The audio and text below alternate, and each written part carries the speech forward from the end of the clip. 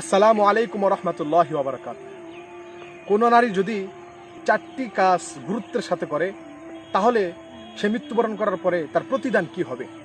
সহিহুল জামি এই কিতাবের মধ্যে 660 নম্বর হাদিসের বর্ণনায় আল্লাহ রাসূল সাল্লাল্লাহু আলাইহি সাল্লাম বলেন, নারী যেন 4টি কাজ গুরুত্বের সাথে করে। 1 নম্বরে ইদা সল্লাত মারআতু খামসাহা, সে যেন 5 ওয়াক্ত নামাজ গুরুত্বের সাথে আদায় করে।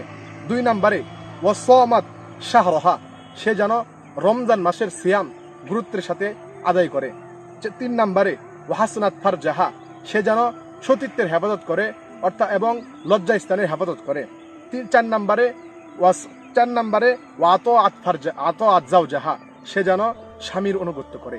তো কোনো নারী যদি এই 4টি কাজ গুরুত্বের সাথে করে, সে যখন মারা যাবে, তো মারা যাওয়ার পরে তাকে বলা হবে, হে নারী, তুমি জান্নাতের এই 8টি দরজার মধ্যে থেকে যে কোনো দরজা দিয়ে তুমি প্রবেশ করো।